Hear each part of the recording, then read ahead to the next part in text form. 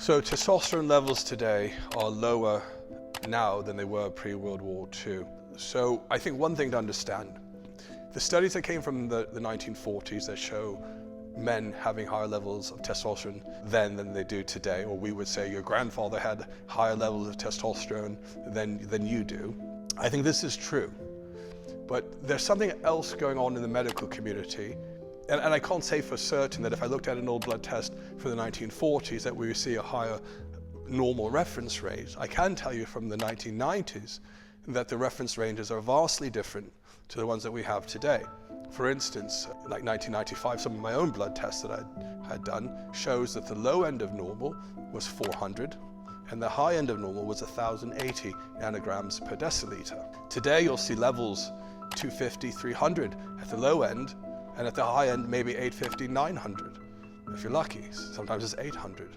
So why is this happening? So a couple of things we're told is that the World Health Organization, through the different laboratories, they're looking at like the standard deviation out of the bell curve. So there's a bell curve where patients that get these tests where they're falling.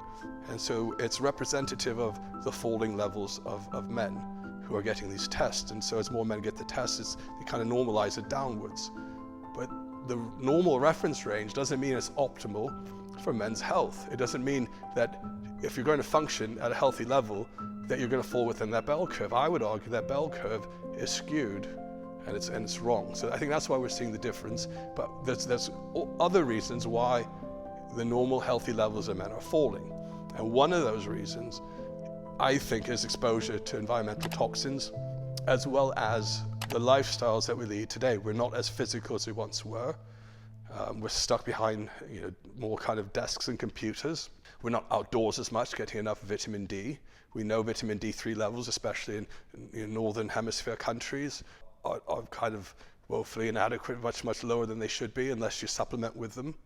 And supplementing with vitamin D3 also requires supplementing with magnesium and K2. So there are many different reasons why the levels are lowered, but is there some sort of conspiracy towards lowering the reference ranges? Yes, there is a push in the interpretation of these numbers.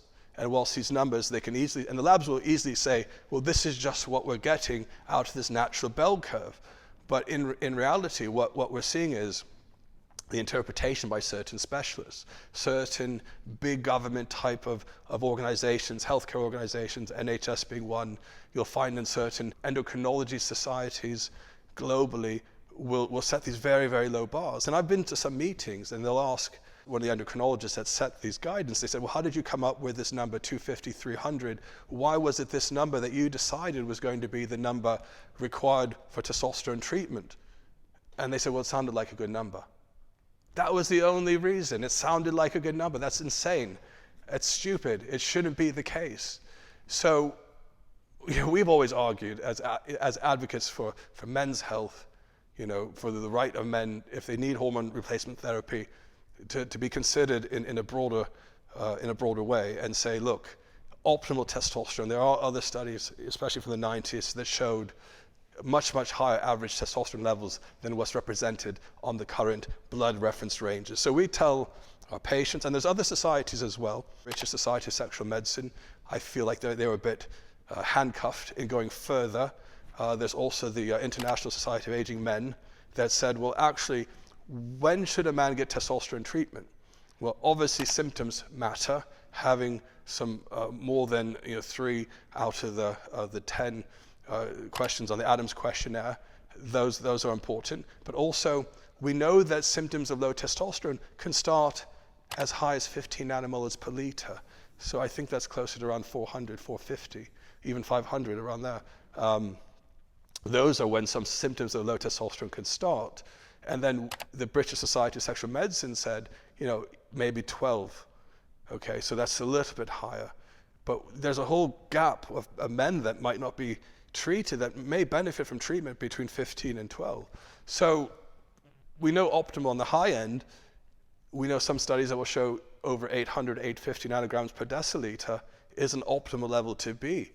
And if you're less than that, but potentially you may have problems down the road. But that's just total testosterone. And as I've said before, What really matters is the free testosterone. But because it's so ingrained, what's your total, this is the number that people will look at as guidance. And we're starting to look more closely at what's the free testosterone. So just to explain it for everyone, total testosterone is the total amount of testosterone that one has when you measure it in the blood. And there are different techniques to measure in the blood, and others have argued the way we measure needs to improve because it may not be uniform across all labs.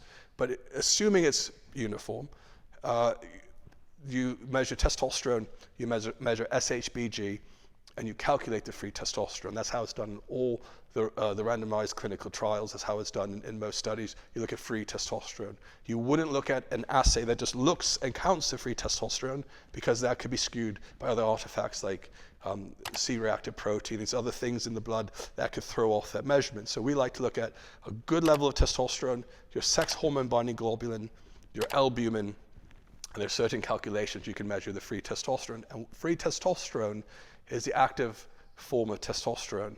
And if that's too low, then you really have got a problem. And that's what we should look at. But traditionally, it has always been the total, and looking at the SHBG and the calculation of the free T, that tells you what's going on. Hey health enthusiasts, it's Mike here. Every week we're diving into the wonderful world of hormone balance and wellness. But this journey is incomplete without you.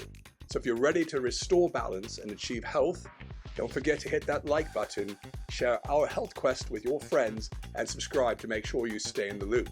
And don't let hormones play hide and seek. Ring that notification bell to keep them in check with our latest updates. Together, we can make wellness a way of life. Ready to restore balance? Let's go.